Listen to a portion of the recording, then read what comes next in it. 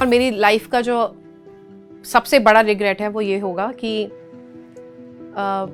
मेरे फादर की डेथ हुई 18 अक्टूबर को और उससे 3-4 दिन पहले से मेरी उनसे कोई खास बातचीत नहीं हुई थी। मैं 90s किड हूँ, तो उस टाइम पर क्या होता था कि बोला जाता था कि जो बच्चे हैं, लड़कियां स्पेशली, उनको आप पढ़ाइए पर बहुत ज़्यादा पढ़ाने की ज़रूरत नहीं है क्योंकि अल्टीमेटली आपको उनकी शादी करनी है। जब मैं घर पहुँचती थी तो मेरी मम्मा एकदम एक डार्क से रूम में हल्की सी लाइट जलाकर she used to be sitting there, और मैं उनको कैसे लेकर आऊँ लाइफ में, this was a bigger challenge for me and that was a time मैंने अपनी लाइफ का सबसे गलत डिसीजन लिया। वो डिसीजन भी नहीं बोलूँगी, आई वुड से वो मेरी डेस्टिनी थी, वो मेरी डेस्टिनी में होना ही था।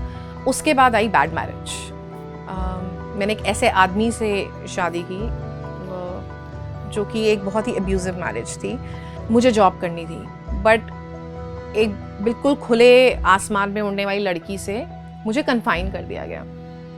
मेरे डेडलाइन सेट कर दी गई कि आप इतने बजे जाओगे, इतने बजे आओगे, इससे लेट आए तो आपकी लाइफ बहुत डिस्टर्ब हो जाएगी, अब्यूजेस से भरी हो जाएंगी, और abuses in every form possible that you can think of. तो मैं प्रोफेशनली ऐसे करके ऐसे गई, पर मैं इमोशनली और पर्सनली बिल्कुल नीचे जाकर फिर मैं ऊपर उठ कर आई। हाय, मैं हूँ श्रुति और आज आप मुझे सुन रहे हैं जागरण शक्ति के प्लेटफॉर्म पर। जब आप सक्सेसफुल हो जाते हैं अपने जीवन में तो लोगों को लगता है कि इनके लिए लाइफ बहुत ज़्यादा आसान होगी, शायद सब कुछ इनको परोसा हुआ मिल गया होगा, शायद ये born with the silver spoon जिसको हम बोलते हैं, इनकी लाइफ की स्टोरी वैसी रही होगी।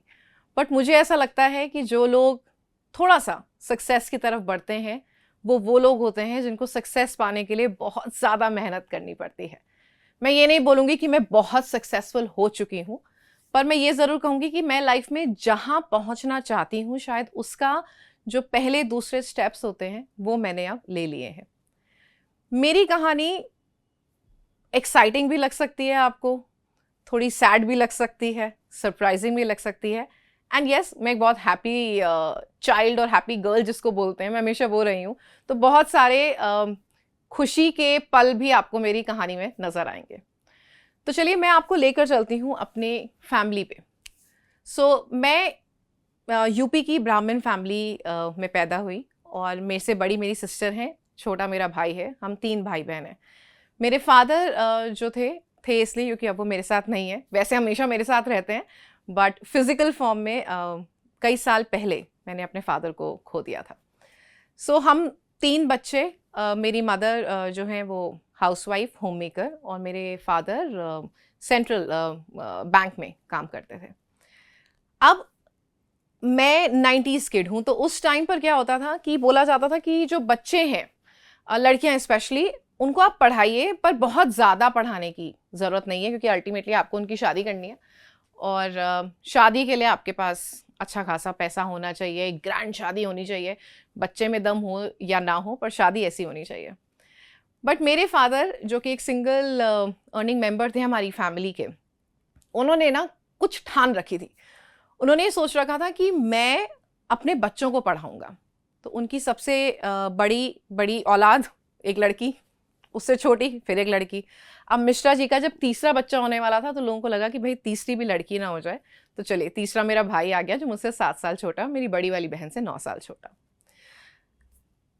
हम बहुत ही मिडिल क्लास फैमिली से बिलोंग करते थे, एक जना कमाने वाला, 4 लोग 5 लोग खाने वाले, और जिसमें से 3 बच्चे पढ़ने वाले।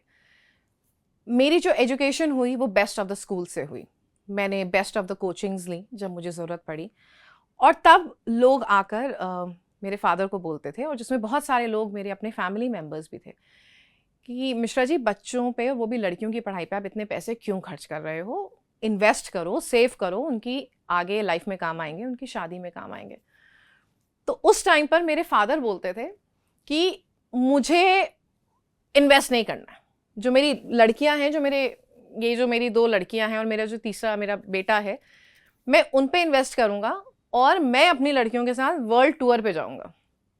तो जब लोग ये बोलते थे ना तो लोग बहुत हंसते थे उनके ऊपर, एंड दे यूज्ड टू से कि ऐसा होता नहीं मिश्रा जी, लड़कियों की जब शादी हो जाती है तो वो अपने घर चली जाती है। मुझे आज तक नहीं पता कि मेरे फादर ने कैसे हमें बेस्ट ऑफ द स्कूल्स में भेजा, हमारे घर में खाने पीने की कभी ऐसी कोई कमी नहीं रही, हमेशा सिचुएशन थोड़ी टाइट ज़रूर रहती थी, बट हमने बेस्ट ऑफ द कपड़े पहने। उन्होंने लाइफ अपनी जितनी जी बहुत अच्छे से जी, 54 ईयर्स में ही पास्ट हुए। और हमने बहुत घूमा फिरा, हम बाहर भी जाते थे, सब कुछ करते थे। तो मेरे पापा एक चीज़ बोलते थे, बेग बोरो स्टील। मैं कुछ भी करूँगा पर मैं अपनी फैमिली को बहुत अच्छे से अपब्रिंगिंग दूंगा, अपनी लड़कियों को, अपने लड़के को बहुत अच्छे से रेस करूँगा। सो करते कराते लाइफ हमारी इस तरीके से चल रही थी। मैं आज जो बिजनेस कर रही हूँ वो कम्युनिकेशंस का है। सो मेरा एजुकेशनल बैकग्राउंड अगर आप देखेंगे तो मैं साइंस बैकग्राउंड से हूँ। भाई हमें बोला जाता था इंजीनियरिंग करनी है या फिर आपको मेडिकल करना है, बट जब मैं 12th में थी मैं तब भी मुझे था कि मुझे मास कॉम करनी है। बड़ा फैंसी वर्ड लगता था उस टाइम, एक्चुअली पता नहीं था कि उसके बाद करना क्या है। बट समहाउ जो मेरे फादर थे उन्होंने बोला कि नहीं, आपको अभी नहीं करो, आप पहले अपनी फॉर्मल एजुकेशन ग्रेजुएशन उस सब्जेक्ट में करो जो आप अभी तक पढ़ते आ रहे हो, उसके बाद अगर आपको मास कॉम परस्यू करना हो तो आप कर लेना। फिर मैंने किया ऑनर्स इन मैथमेटिक्स, जो कि आज मेरे करियर से उसका कोई रिलेशन नहीं है, पर मैंने वो किया।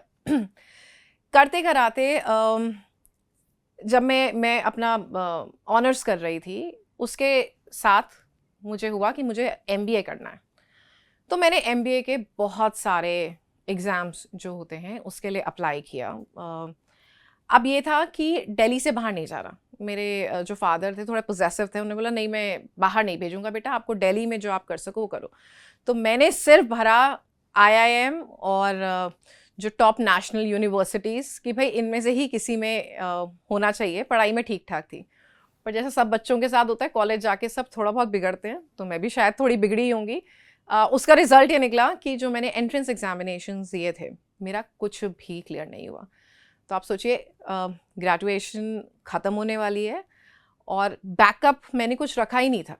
मुझे लगा कि मैं तो कुछ ना कुछ क्लियर कर लूँगी और मेरा कुछ ना कुछ तो हो ही जाएगा। एंड आई रिमेंबर मेरा एक बहुत क्लोज फ्रेंड होता था उस टाइम पे, और वो बड़ा इंटेलिजेंट फ्रेंड था मेरा। मैं गई और मैं बहुत रोई। मैंने कहा मैंने तो अपने आप को लेट डाउन किया, मैंने अपनी फैमिली को लेट डाउन किया। एंड आई कुड सी वो एक क्लियर डिसअपॉइंटमेंट जब आप अपने पेरेंट्स के चेहरे पर देखते हैं ना, तो बहुत सैड होता है, बहुत सैड होता है। आपको लगता है कि आपने ये क्या कर डाला। जब आप अपनी चीज़ें ख़राब कर रहे होते हैं ना, आपको तब समझ में नहीं आता कि आप ख़राब कर रहे हैं। उस टाइम आपको अपने फ्रेंड्स, आप गर्लफ्रेंड्स, बॉयफ्रेंड्स, इंडिपेंडेंस, घूमना फिरना, ये सब आपको दिखता है। अब मुझे कुछ समझ नहीं आया कि कैसे होगा, क्या होगा, बैकअप रखा नहीं है, क्या साल वेस्ट करना पड़ेगा, ड्रॉप करना पड़ेगा। फिर मेरे father, he has always rescued me. उन्होंने बोला तो बेटा तुम क्या करना चाहती हो, क्या सोच रही हो? तो मैंने कहा मुझे नहीं पता, आई हैव नो आइडिया। उन्होंने मुझसे कहा मुझे ध्यान है कि जब तुमने अपनी स्कूलिंग की थी उसके बाद तुम मास कम्युनिकेशन करना चाहती हो, do you still want to do that? मैंने कहा पापा मैं तो बहुत खुश होंगी, क्योंकि मेरा बहुत इंटरेस्ट था उसमें हमेशा से ही। मैं स्कूल में भी डिबेट्स, एक्सम्पोर्स, एक्टिविटीज़, पढ़ाई लिखाई के साथ इन सब चीज़ों में बहुत ज़्यादा इन्वॉल्व थी।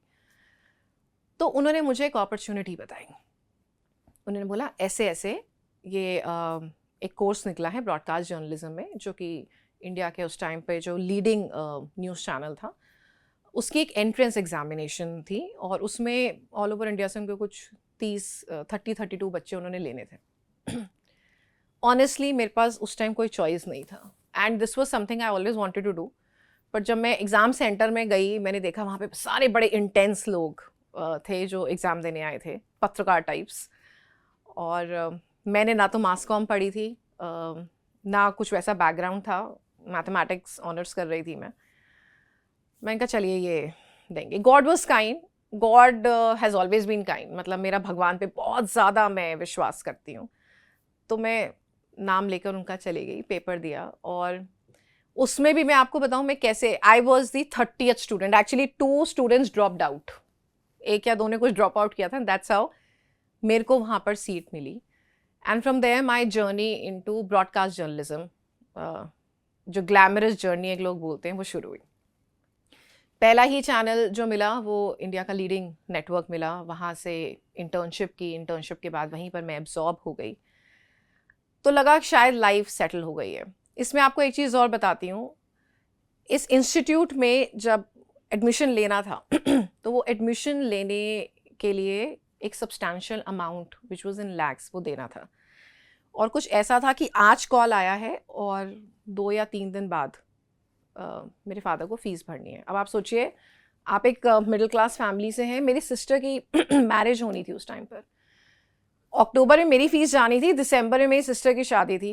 एंड ऑफ कोर्स आप शायद रिलेट भी कर सकते हैं, जितनी भी मिडिल क्लास फैमिलीज़ होती हैं, जब घर पे शादी है अपनी बच्चे की, तो जो सारे फंड्स होते हैं वो वहाँ पर चले जाते हैं। तो मेरी मम्मी ने बोला कि बेटा तुम्हारा हो गया है, बट बड़ा मुश्किल है ये कर पाना। एंड आई रिमेंबर मुझसे मेरे पापा ने पूछा, एंड मैं ना टीयरी आइज हो गई कि मुझे ये अपॉर्चुनिटी छोड़नी पड़ेगी। This was something I wanted to do. तो पापा ने मुझसे पूछा बेटा करना है? मैंने कहा हाँ जी। उन्होंने सिर्फ एक लाइन मुझे बोली, तो चिंता मत कर, तेरा बाप जिंदा है, आई विल अरेंज। मुझे नहीं पता, मैं आज भी नहीं जानती। नेक्स्ट डे पापा कहीं सुबह उठ के चले गए, जाकर उन्होंने कोई तो लोन अप्लाई किया। रात को आए लेट नाइट, अब हम उनका वेट कर रहे थे। आते ही उन्होंने बोला बेटा इंतज़ाम हो गया, कल अपना डिमांड ड्राफ्ट लेकर अपनी फ़ीस जमा करवा देना। वो टाइम वैसा था मैं जितनी खुश हुई मुझे उतना ही मैं कंफ्यूज हुई। मुझे लगा पापा ने ये कैसे किया, and I still do not know. उनकी जो सैलरी थी उससे उन्होंने ये सब कैसे किया, उन्होंने किससे लिया, कितना इंटरेस्ट पे लोन लिया, मुझे आज तक नहीं पता। चलिए, मैंने अपनी फ़ीस डलवा दी और फिर लगा अब तो चलो लाइफ सेटल हो गई है। There were 30 kids in one classroom और बेस्ट प्लेटफॉर्म हमको मिला लर्निंग का। एंकर्स से मिले, हम सेलिब्रेटेड फेसेस से मिले, पॉलिटिशियंस से मिले। It was a very very good learning experience. और शायद मुझे लगा कि लाइफ ने अब यहाँ से एकदम रेस पकड़ ली है। सीधा एब्जॉर्ब भी हो गई मैं चैनल पे। अपना एक आधे घंटे का शो मुझे मिल गया। जो लोग बड़े बड़े एंकर्स जिसके लिए बहुत सोचते रहते हैं, मुझे अपना एक हाफ एन आवर शो मिल गया, सब कुछ हो गया। ये मैं आपको बता रही हूँ 2006 की बात। लाइफ चलनी शुरू हुई। मेरे पेरेंट्स बहुत प्राउड पेरेंट्स से, सबको बताते थे हमारी लड़की टीवी पर आती है, टॉप न्यूज़ चैनल पे काम करती है। सब कुछ बहुत अच्छा चल रहा था। एंड देन केम 18 अक्टूबर 2007।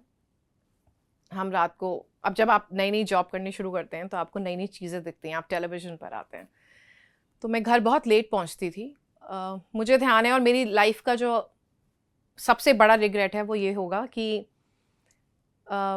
मेरे फादर की डेथ हुई 18 अक्टूबर को, और उससे 3-4 दिन पहले से मेरी उनसे कोई खास बातचीत नहीं हुई थी। क्योंकि मैं सुबह निकल जाती थी काम के लिए और रात को आती थी 9-10 बजे। फिर आप आकर थक जाते हैं, आप अपने पेरेंट्स को सोचते हैं कि यार कोई बात नहीं, कल बात कर लेंगे, परसों बात कर लेंगे, वीकेंड पे बात कर लेंगे। बट ट्रस्ट मी, वो कल आता नहीं है। सो उसको ना चेरिश करिए। अगर आपके दोनों पेरेंट्स हैं, आप बहुत लकी हैं। मैं घर आई, मैंने देखा मेरे पापा थोड़ा सा कोल्ड कफ टाइप उनको हो रहा था। मैंने कहा पापा आपने किसी को दिखाया? उन्होंने बोला बेटा हो गई है बात डॉक्टर से, एक रात में क्या ही हो जाएगा, मैं कल दिखा लूँगा। ये मेरी लास्ट कॉन्वर्सेशन मेरे फादर से। And I remember telling him पापा ठीक हो जाएगा। Early morning 4-4:30 my mother comes to me मुझे उठाने के लिए। And I see my father, he fell from the bed. और मेरे फादर ना बहुत स्ट्रॉन्ग पर्सनालिटी थे। 5'11" उनकी height, good build, larger than life. And I saw him like that. तो मैंने कहा ये तो, तब आप सोच नहीं पाते, आप कभी वर्स्ट के लिए प्रिपेयर नहीं होते ना, लाइफ आपको कभी कर सकती है। And that too when it concerns your parents, आप कभी प्रिपेयर नहीं होते। मैं उस टाइम पे 22 की थी, मेरा भाई और छोटा, आप सोचिए 15 साल का। मैं गई, मैंने पापा को हिलाने की कोशिश की। हमारे फैमिली डॉक्टर ने उनको कॉल किया, वो भागते हुए आए। He was declared dead. उस दिन मेरी लाइफ चेंज हो गई, क्योंकि मैंने आपको बताया था ना, मैं हूँ ना, तुझ कर जो तुझे करना है। मेरी सिस्टर, उसकी शादी हुई है 1 साल पहले।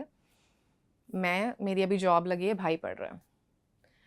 और हमारे जो मेरे जो फादर थे, वो सिर्फ मेरी फैमिली के लिए नहीं, मेरे पूरे क्लैन के लिए, पूरे ख़ानदान के लिए ही वाज लाइक मुझे एक ओवर शैडोइंग फिगर नहीं होती है। सबका ध्यान रखते हैं, सबसे मिलते हैं, सबके लिए कुछ करते हैं, सबकी मदद करते हैं, सबके फ्रेंड होते हैं। मेरे फादर वो थे।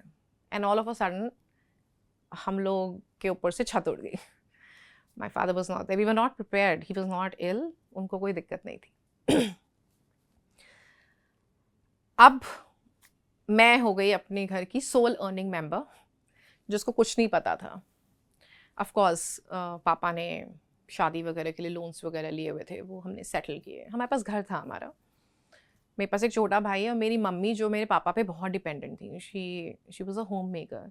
बड़ी स्मार्ट लेडी है मेरी मम्मी, पर जब आप किसी के साथ रहते हो, अपनी जॉब वॉब छोड़ देते हो, तो आपकी डिपेंडेंसी बहुत बढ़ जाती है। मुझे समझ नहीं आया पहला एम क्या है, करियर में बहुत आगे बढ़ना, पैसे कमाना, भाई की परवरिश करना, या फिर अपनी माँ को लाइफ में वापस लेकर आना। She was shattered. तो मेरे लिए एक सबसे डिस्टर्बिंग जो विजुअल होता था वो ये था कि जब मैं घर पहुंचती थी तो मेरी मम्मा एकदम एक डार्क से रूम में हल्की सी लाइट जलाकर, she used to be sitting there, और मैं उनको कैसे लेकर आऊँ लाइफ में, this was a bigger challenge for me. धीरे धीरे धीरे आप भूलते नहीं हैं, सिर्फ लाइफ में और चीज़ें होती रहती हैं, या लाइफ हैपन्स, इट कंटिन्यूज, वो मैंने देखा है, मैंने फील किया है। धीरे धीरे धीरे 1 साल निकला, 1.5 साल निकला, 2 साल निकला, we started coming back to life. फिर लगा कि अब अपने आप लाइफ चलानी है। पर उसमें जो एक बहुत बड़ी और इम्पॉर्टेंट चीज़ हुई मेरे साथ वो ये थी कि जब आपके फादर, जो एक बहुत ही स्ट्रॉन्ग पर्सनालिटी होते हैं, वो जब आपकी लाइफ से चले जाते हैं तो आपकी डिसीजन मेकिंग बहुत पुअर हो जाती है। सो मैं आई वॉज 24-25, ऑफकोर्स उस टाइम पे अच्छा करियर चल रहा था, पीपल यूज टू एडमायर कि अच्छा एंकर है ये सब, तो सबको लगता था कि अब शादी का टाइम भी भाई पास आ रहा है।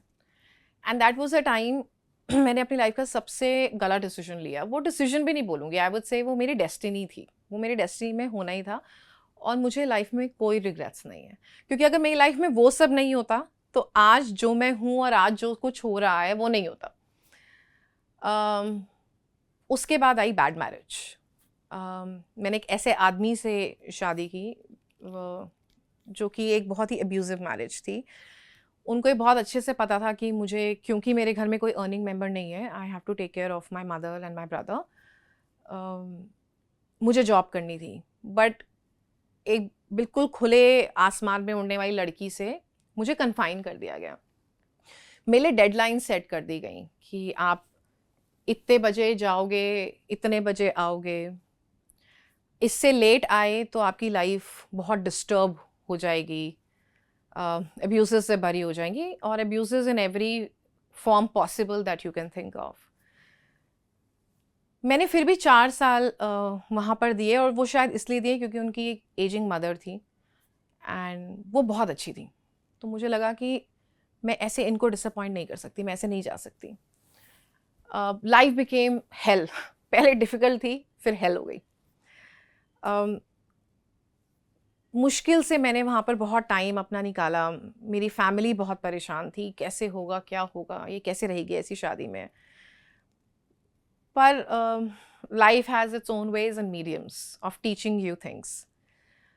फिर आई मेरी डॉटर, और मैं जब एक्सपेक्टिंग थी ना, तो मुझसे बहुत लोगों ने बोला कि श्रुति अब ना छोड़ दे, जो है यही है, जो लाइफ है वो यही है, क्योंकि बच्चा होने के बाद कोई भी लेडी मूव आउट नहीं कर सकती है।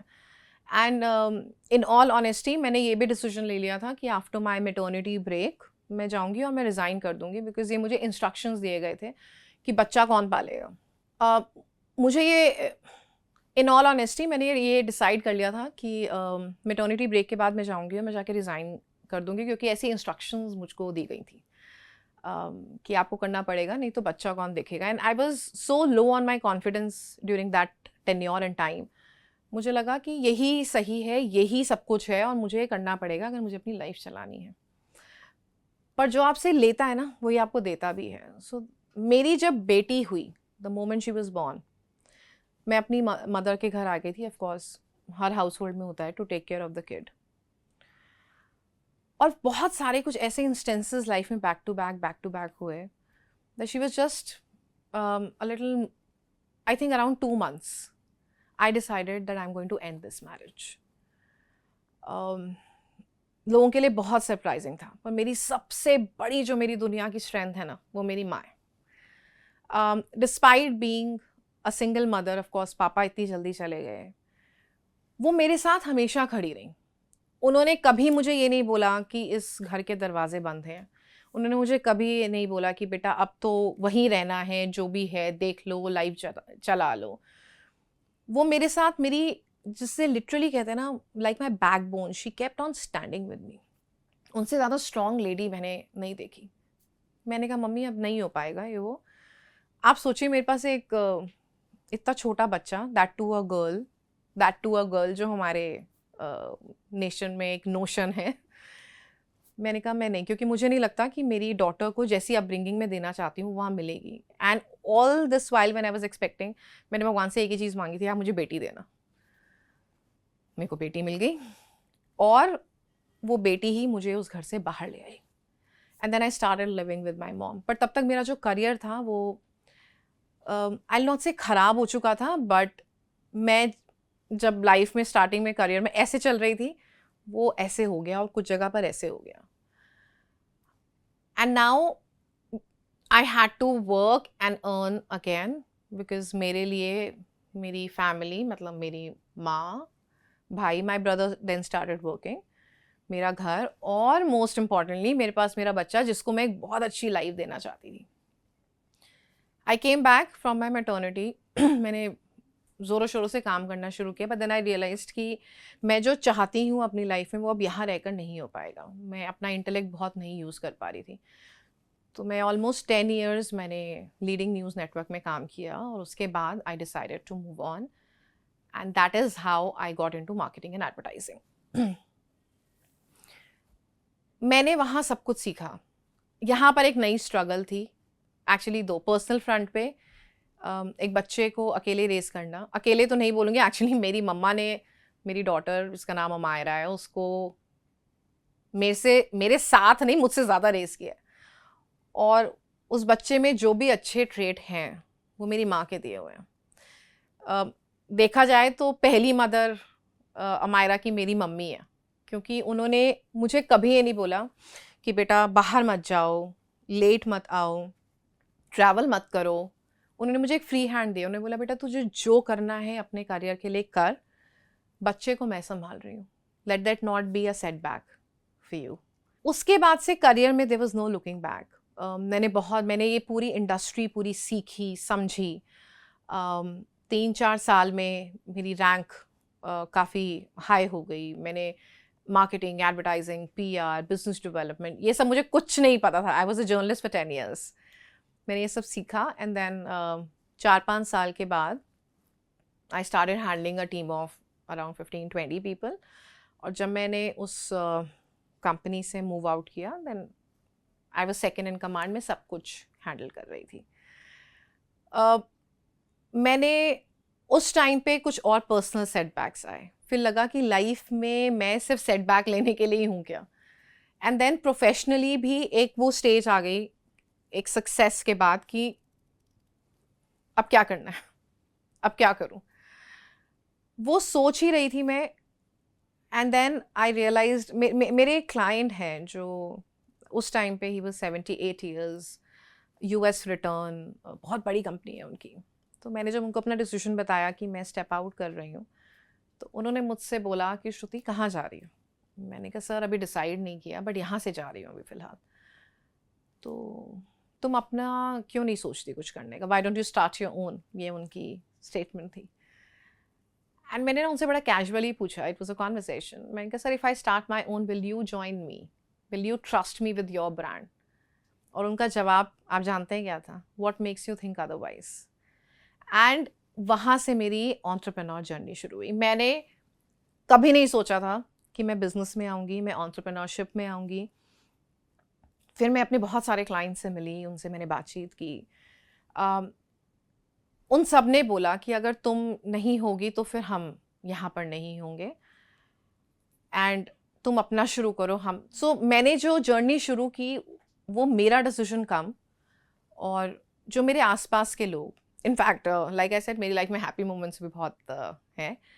आई met my partner who is now my husband. I been now married for 2 years now. तो जब मैं उनसे मिली, मेरी लाइफ की एक बहुत ही डिफाइनिंग मोमेंट थी. मैं उस टाइम पे इमोशनली बहुत लो चल रही थी कुछ पर्सनल रीजंस की वजह से. He bought me back to life. बड़ी फिल्मी स्टोरी है हमारी, वो मैं सुनाने लगूंगी तो 2-3 नेटफ्लिक्स की सीरीज़ यहाँ पर बन जाएंगी. बट हम मंदिर में मिले और फिर हमारी शादी हुई. शादी हमने मंदिर में नहीं की, मतलब ग्रैंड की, पर हम मिले वहाँ पर थे. मुझे उससे समझ में आया कि लाइफ में अच्छी चीज़ें, जब आप लाइफ में बहुत नीचे जाते हैं ना, एक वो लेवल आता है कि उससे ज़्यादा नीचे नहीं आप जा सकते हैं. ये सिर्फ पैसों के लिए नहीं है, इमोशनली मैं बता रही हूँ. उसके बाद आप सिर्फ ऊपर ही आते हैं. तो मैं प्रोफेशनली ऐसे करके ऐसे गई, पर मैं इमोशनली और पर्सनली बिल्कुल नीचे जाकर फिर मैं ऊपर उठ कर आई. और उसमें जो मेरे हस्बैंड है उनका बहुत बहुत बड़ा हाथ है, क्योंकि वो मेरे बेस्ट फ्रेंड बने सबसे पहले. उन्होंने मुझे, मेरे अंदर जो कॉन्फिडेंस मैं लूज़ कर रही थी वो वापस लेकर आए. उन्होंने मुझे बताया that I am too good. इतनी थी नहीं, पर उन्होंने ऐसा बताया मुझे. I started coming back to life. I started being happy. मेरी डॉटर जो एक बहुत इंपॉर्टेंट रिलेशनशिप से अपनी लाइफ में हमेशा डिप्राइव थी, फादर, उसकी एक क्लीन स्लेट थी. वो क्लीन स्लेट जो मेरे हस्बैंड हैं रोहित, उन्होंने आके फिल की. और वहाँ से फिर लाइफ चेंज्ड फॉर गुड. मैंने अपना बिजनेस शुरू किया. I got settled personally. And now I would say 18-20 साल की, आई एम 40 नाउ. 18-20 साल की स्ट्रगल के बाद मुझे अब लगता है कि life is fine, touch wood of course. But ये लाइफ को लेने के लिए या जीने के लिए ना बड़ी मेहनत लगी है यार. एंड इसलिए ना मैं बहुत संभाल के रखती हूँ मेरी ये सारी चीज़ें जो हैं. मुझे भी बहुत कुछ करना है. This is just the beginning I would say. But कुछ चीज़ें जो मेरी लाइफ की लर्निंग्स हैं वो मैं आपसे डेफिनेटली शेयर करना चाहूँगी. वन इज़, अपने आप को अंडर वैल्यू मत करिए, पर ओवर एस्टिमेट मत करिए. अगर आप अपने आप को बहुत ओवर एस्टिमेट करते हैं तो आप कभी सीख नहीं पाएंगे. मैं जो 10 साल वहाँ न्यूज़ में सीखा है ना, वो पैशन, वो वर्क एथिक्स, वो रिस्पॉन्सिबिलिटी, वो टाइम बाउंडेशंस, वो मुझे आज और शायद मेरे करियर में हमेशा आगे मुझे बहुत हेल्प करेगा. इसलिए स्टार्टिंग के कुछ साल अगर आप अपने करियर को दे रहे हैं तो उसको पैसे, मनी विल फॉलो. मैं अपने ऑफिस में लोगों को कहती हूँ कि मनी विल फॉलो. मैंने 18,000 की सैलरी से शुरू किया था. मैंने कभी नहीं सोचा था कि मैं वहाँ पहुँच सकती हूँ जहाँ मैं आज पहुँची हूँ. And this is not the ultimate for me. मुझे अभी बहुत आगे जाना है. पर उस टाइम पे ये फिगर लगती थी, ओ माय गॉड, मैं इसके हाफ या 1/3 पे ये पहुँच गई तो मेरी लाइफ सेट है. पर उस टाइम मेरा फोकस था कि मुझे ना जिस भी कंपनी में जाऊँगी, मेरी पहली job I wanted to do it for 5 years. वो अलग बात है कि मैंने वो ऑलमोस्ट 10 साल वहाँ दिए, 8 साल दूसरी कंपनी को दिए और फिर अपना बिजनेस शुरू किया. Money follows. You need to be very passionate about what you doing. You need to be very committed. Hard work का कोई शॉर्टकट नहीं है. You need to be extremely hard working. और एक चीज़ मैं आपको और बताती हूँ, आपके ऑर्गेनाइजेशन के लोग आपको बताएं या ना बताएं, आप अगर जूनियर मोस्ट लेवल पर भी हैं और अगर आप एक अच्छे वर्कर हैं और कमिटेड वर्कर हैं, ट्रस्ट मी, आपके जो टॉप बॉसेस हैं उनको सब पता रहता है और आप अपनी ऑर्गेनाइजेशन के लिए बहुत वैल्यूड हैं. वो आपको ये बात बताएं या वो ये बात आपको ना बताएं, ये आपको मैं बता रही हूँ. कभी ये मत सोचिए, अपने आप को ना कभी अंडर वैल्यू मत करिए. अपनी आईज में अपनी वैल्यू रखेंगे ना, वो कॉन्फिडेंस इनसाइड आउट जिसको हम बोलते हैं वो रिफ्लेक्ट करता है. और मैं आपके सामने ना एक जीता जागता एग्जाम्पल हूँ कि जब लाइफ आपको बहुत ज़्यादा ट्रबलसम लगती है ना, उसके बाद डेफिनेटली लाइफ में रोशनी आती है, आपकी लाइफ बेटर होती है. With regards to personal being a women, I want every women to know, कुछ रिस्पॉन्सिबिलिटीज़ हमेशा आप ही की ही रहेंगी. घर संभालना एक प्राइमरी रिस्पॉन्सिबिलिटी आपकी है. आप हेल्प रख सकते हैं, आप सपोर्ट ले सकते हैं और आपको सबको आपको सपोर्ट करना चाहिए, बट ये जो मेंटल रिस्पॉन्सिबिलिटी है वो आपकी है। पहला, अपने बच्चे की तरफ रिस्पॉन्सिबिलिटी आपकी ही होती है। ऐसा नहीं है कि फादर की रिस्पॉन्सिबिलिटी नहीं है या ग्रैंड पेरेंट्स की, सबकी होती है, बट जो एक प्राइमरी, क्योंकि आपने बच्चे को पैदा किया, वो 9 महीने आपके साथ आपके पेट में रहा है, जितना अटैचमेंट एक माँ को एक बच्चे से होता है उतना शायद ही किसी और को हो सकता। तीसरा, जो एक सॉफ्ट कॉर्नर और रिस्पॉन्सिबिलिटी टेकिंग एक्यूमेन और मल्टीटास्किंग जितना एक लेडी कर सकती है या करती है, उससे ज़्यादा और कोई नहीं कर सकता है। There is no better multitasker than a woman. जब लोग ये बोलते हैं ना कि men are equal to women, I said hello, no, women are way above. हम सेम पे स्केल्स के लिए काम कर रहे हैं, हम सेम पैशन से काम कर रहे हैं, हम सेम अमाउंट ऑफ टाइम अपनी ऑर्गेनाइजेशन, अपनी कंपनी, अपनी वर्क लाइफ को देते हैं। उसके बाद जब हम घर पहुंचते हैं ना, तो हम आराम से बैठ कर चिल नहीं कर पाते हैं। हम जाके अपना घर देखते हैं, हम अपना बच्चा देखते हैं, और अगले दिन फिर सुबह उठते हैं, चाहे तबीयत ठीक हो ना हो हम बच्चे को स्कूल भेजते हैं। उसके बाद हमें अपना वर्कआउट रिजीम भी रखना है, हम वो भी करते हैं। और अगर आपके घर में कोई get together, planning, birthday party, anniversary, puja, कुछ भी होना है, तो वो भी हम ऑर्गेनाइज करते हैं। So men are good, very good, with women above. मेरी लाइफ की फिलॉसफी है। तो जब भी लगे ना लाइफ में कि यार बहुत परेशानी है, just sit back, take it easy. उस टाइम का आप कुछ भी नहीं कर सकते हैं, but let that time pass. क्योंकि ये सेइंग ना सच में बहुत सही है कि जब एक टनल होती है ना ब्लैक, उससे जब आप बाहर निकलते हैं तो आगे हमेशा रोशनी होती है। मेरी लाइफ अभी शुरू हुई है एट 40। सो जब मेरी शुरू हो सकती है तो आई एम श्योर सबकी शुरू हो सकती है। करियर वाइज मुझे बहुत आगे जाना है, पर्सनली मुझे बहुत कुछ अचीव करना है, बट अगर मेरी लाइफ से आप कुछ भी सीख पाएँ या थोड़ा बहुत भी मैं आपको मोटिवेट कर पाऊँ, तो मेरे लिए इससे बेटर कुछ भी नहीं है। Thank you so much. This is me signing off. Thanks.